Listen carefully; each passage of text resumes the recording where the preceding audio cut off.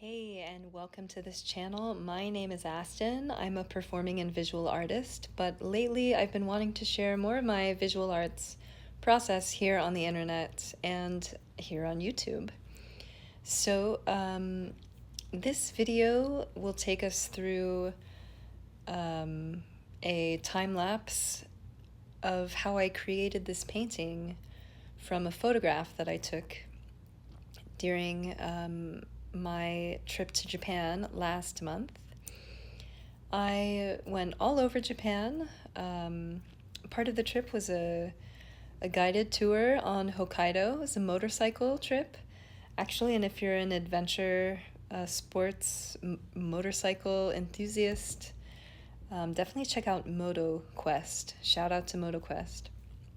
So this painting is actually a gift for one of the guides of that trip. I did not get to give him a gift before the end of the trip, so I've been working on this painting that is near and dear to his heart. A number of years ago, he lived on Hokkaido in one of the towns that we were visiting on the bike trip, and he took us to see his old neighborhood, his old house, and go to this shrine. So there's where I had paused after a day of painting, I think, and now I'm back on another day continuing to paint. So the name of the town is Minami Furano, and it's also near Lake Kanayama, which is very beautiful, and I actually did some outdoor painting there that I will be posting a video of that as well. But this is the Kanayama Shrine, and it was a really beautiful, peaceful, small shrine, and he used to live right down the hill from this shrine, so it was really special, sort of giving us a tour of what his life was like when he lived in Japan. So I just really fell in love with the shrine, and I wanted to make a painting from this photograph. So in this, I used my travel paint palette, which kind of was a learning experience, I guess, in putting that palette together. But anyway, it's the palette that I had, and I wanted to use it. I also used, I think you could see them at the very beginning of this video, some paint that I picked up towards the end of my trip at Sakaido in Tokyo. I picked up the Boku Undo Shadow Black set and the Shadow Black MEI set. And I did really like those, though they're kind of Gansai Tambi-esque.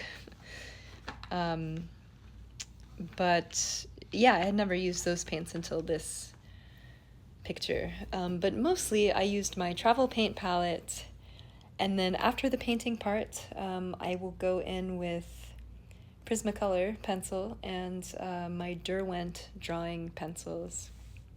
So in this footage, I'm in Japan. I did most of this painting in my hotel room in Tokyo, and in the back you can see my Don Quixote suitcase and probably how much I paid for it. I had to get an extra suitcase to get home all the paint that I got at Sakaido, which is an amazing art supply store, by the way. If you're in Tokyo, you must go to Sakaido. I'm sure I'll be talking about it a lot on this channel, but I just kind of worked in layers on this, and for a while that worked really well. I kind of blocked things out with light washes initially, and then just kept sort of clarifying the shapes over and over again with the paint. And this is all traditional gouache, so I do think it is a bit overworked. I probably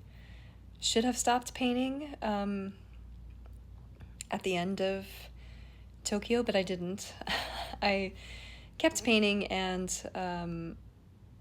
yeah, that's my sort of one regret about this little artwork is I think I overdid it a bit. I could have just gone in around this point with color pencil to add in more texture, but I kept working on it, and with traditional gouache, you can reactivate the underlayers. And I don't know if that's all traditional gouache, but certainly the ones that I was using in this travel palette that I made, that I might talk about in its own dedicated video, because I really learned a lot making this travel palette and also using it, and what was successful and what was unsuccessful. Basically, the travel palette has 2 brands of gouache. 4 of the colors are white paint by Holbein, and the rest is a 10-color Winsor Newton gouache set, and it's just Winsor Newton gouache. It's not the designer Winsor Newton gouache that people seem to really like. I think this is their student set, because it was very reasonably priced. It doesn't say student set or anything, but just from how the material behaved, that's the vibe that I got. So I definitely didn't love working with those. I didn't even love letting them dry in the pan, because they got so dehydrated so fast, and so crackly, and it really shows, just in the quality of the paint. All of the Holbein paint dried beautifully, reactivated beautifully. And the Winsor Newton student gouache just did not perform. So I don't recommend it. If you're interested in getting into gouache and you're like, oh, this is a cheap set, maybe I should try it, don't. I would recommend the Pelican hard pan set instead. Okay, yeah, I'm showing you right here.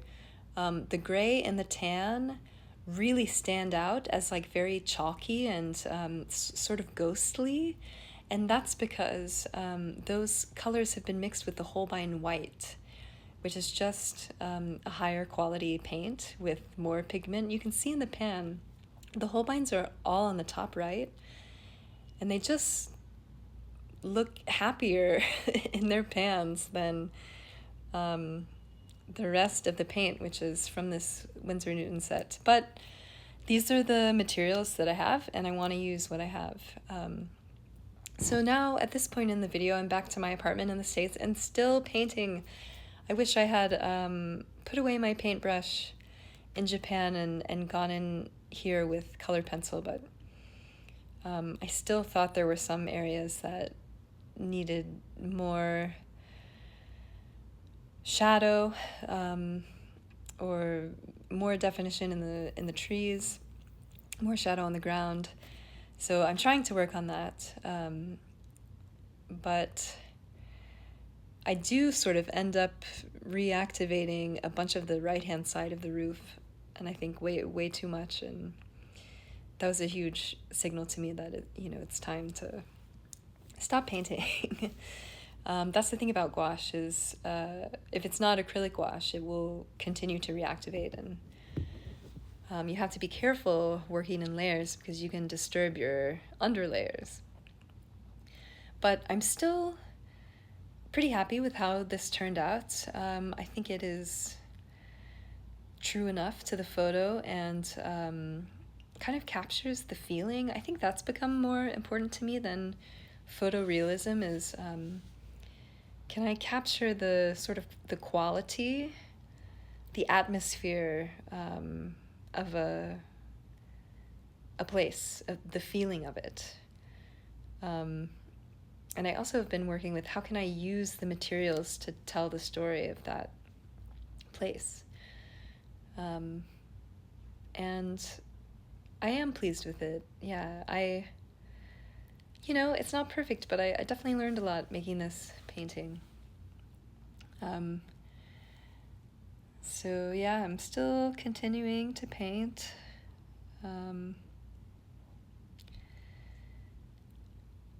trying not to undo everything that I already did.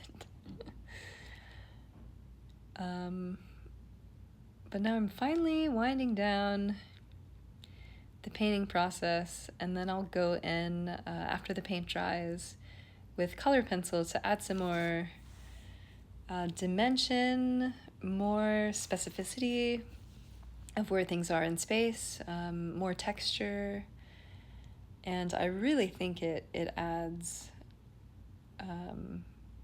something really cool to a gouache painting is going over with color pencil. Let me know, if you grew up in Canada, do you say pencil crayon?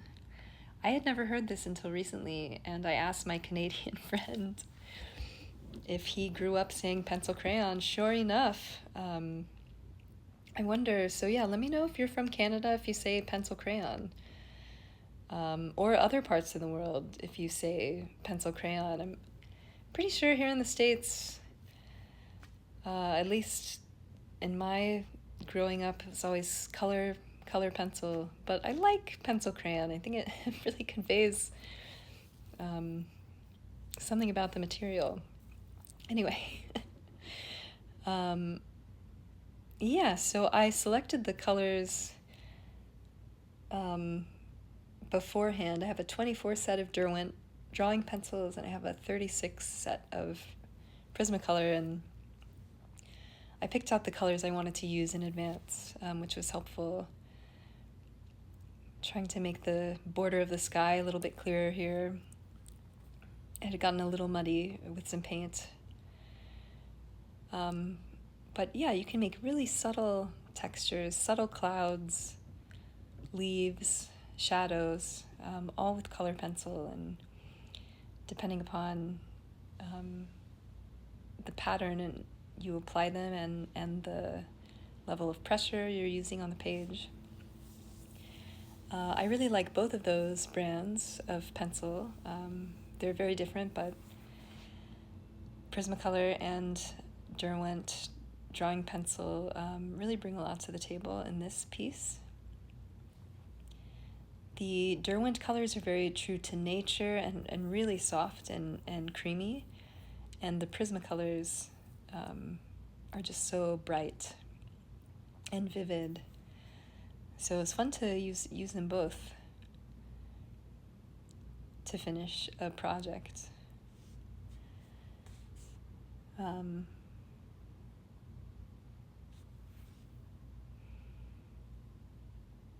Yeah, I enjoyed making this. I do think I painted a little too much, but I will realize that for the next one. But yeah, I do think I captured the feeling of this particular time at Kanayama Shrine, and I hope that the recipient of the painting will really enjoy it.